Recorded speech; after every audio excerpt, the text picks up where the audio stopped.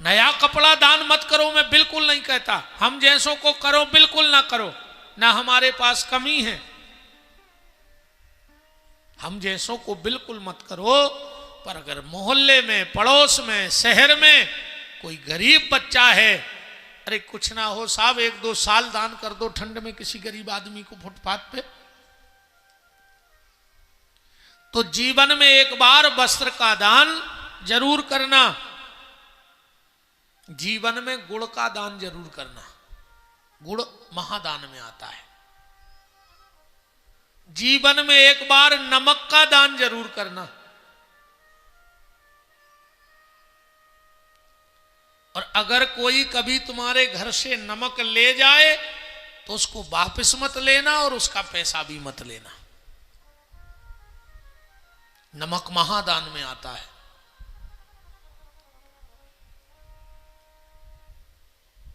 पहले आप लोगों को विश्वास नहीं होगा इस बात का, हमारे पिताजी आज भी भिक्षावृत्ति करते हैं, आज भी। ठाकुर जी ने कोई कमी नहीं रखी है, कोई कमी नहीं है घर में। 5-5, 8-8 4 व्हीलर हैं, 5-5, 6-6 ड्राइवर लगे, पिताजी को खुद ड्राइवर लगो है। पर हमारे पिताजी आटा मांगते हैं, आज भी आटा मांगते, और अगर कभी धोखे से हम गांव पहुंच जाएं तो पिताजी कहें भैया जा थैलिया कहते हैं देखो, बोले भैया जाओ 2-4 घर मांग ले आइयो, हमें भेज देते हैं। आप झूठ मानोगे, कोई विश्वास नहीं करता हमारी बात पे। आज भी महाराज जी मैंने चक्की का पैसा नहीं खाया, शिव पुराण सामने रखा है, आज भी मांगने वाला आटा खाता हूं, आज भी। और मुझे ये अपने पिताजी पे गर्व है कि मैं ऐसे एक ब्राह्मण का बालक हूं जो सब कुछ होने के बाद भी मेरे पिताजी ने अभी भी अपनी जमीन नहीं छोड़ी, और उनने जमीन नहीं छोड़ी, इसलिए हम लोगों को ने आसमान पे बिठा दिया। अगर वो जमीन छोड़ देते तो शायद हम लोग जमीन में गड़ जाते। आज भी मुझे घमंड है अपने बाप पे। भगवान करे पिता तो पिता होता है, पर मेरे जैसा पिता हर व्यक्ति को मिले, क्योंकि जिस गरीब परिस्थिति से उन्होंने आटा मांग मांग के पाला, आज भगवान ने हम लोगों को समर्थ बना दिया हर प्रकार से। हम 2 भाई हैं, दोनों कथा बोलते हैं, खूब 2-2, 4-4, 6-6 मकान हो गए शहर में। पिताजी चाहते तो क्या करते वो तो वो जानते हैं, पर वो कहते नहीं भैया, नाम नहीं लेते कभी, हमारा भैया बोलत है, बोले भैया कितना मांगे चले जाओ, पर आटो मांग के खाबो ने भूलियो, तुम्हें जिंदगी में कोई गिरा नहीं सकता। बात ये हम इसलिए कह रहे हैं, हम आज भी जब कभी, और मेरा गांव है सागर जिला, तहसील जयसीनगर, सागोनी पुरैना ग्राम, सुर्खी विधानसभा में, जहां भी मंत्री जी हैं गोविंद सिंह राजपूत जी, वो हमारी विधानसभा है। हम आज भी जब कभी आटा मांगने गांव में, पिताजी तो भेजा ही देते साल में 1-2 बार, तो वो घमंड ना आ जाए, भूल ना जाओ अपनी औकात, कहो वो जबरदस्ती बुखार का बहाना बना लें, क्योंकि गांव में अमास को और पूर्णिमा को पंडित जी घर घर आटा लेने जाते हैं, हमारे गांव में नियम है आज भी। तो अमास या पूर्णिमा पड़ जाए और अगर हम पहुंच जाए रात में, तो कल सुबह पिताजी सो के न उठे, माता जी कहें काहे उठ नहीं रहे, बोले आज बुखार सो चढ़ो है। अब माता जी कहें गांव में जाने मांग वे, कहें भैया से कह दे सो वो मांग ले आए आज। और हम लौट के आए तो कहो अच्छे चकाचक बैठे चाय पी रहे, हम के कहे पापा, अरे यार बोले तुम्हारी आदत न छूट जाए, हमने बहानो बना लो। तो बात श्रम नमक की कह रहे, तो हम जब आटा लेने जाते तो माताएं खड़ा नमक होता ना, खड़ा नमक, तो आटे में मिला के सीधा देती हैं। तो जब हम छोटे थे जाते थे तो लगता था यार ये आटा में काहे को नमक मिला देती हैं, घर में आके छाना छूनी करो। पर जब पुराण पढ़ा तो लगा कि पहले की माताएं बहुत बहुत विचारणीय थीं। उनके विचार और पढ़ी लिखी कम थीं, पर धर्म के प्रति उनकी आस्था और ज्ञान बहुत ऊंचा था। तो जिंदगी में एक बार नमक का दान जरूर करना, जिंदगी में एक बार पेठा को दान जरूर करियो, महादान में आते, ऐसा पुराण में लिखा है। पेठा को दान जरूर करियो जिंदगी में। जिंदगी में एक बार कन्या दान जरूर करना,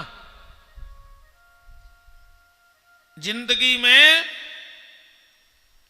भूमि का दान जरूर करना। जो ही दान सबसे कठिन है। अब खुद को तो प्लाट नहीं ले पा रहे, किराए की मकान में रह रहे, महाराज कह रहे भूमि दान करो, खुद को तो 10x10 को प्लाट नहीं मिल रहा हो। ये एक टेंशन वाला काम है ना।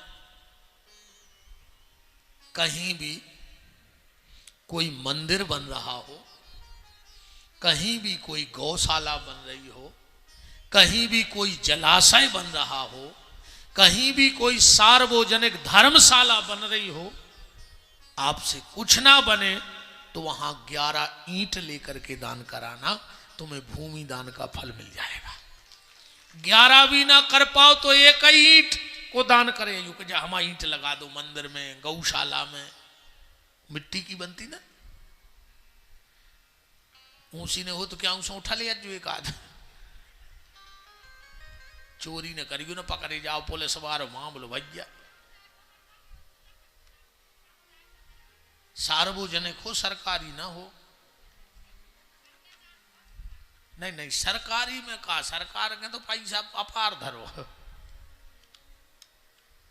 भाई। कहीं कोई मंदिर बन रहा हो उसमें दे आओ, कहीं कोई गौशाला बन रही हो वहां दे आओ। अरे एक ईंट दे आओ बस।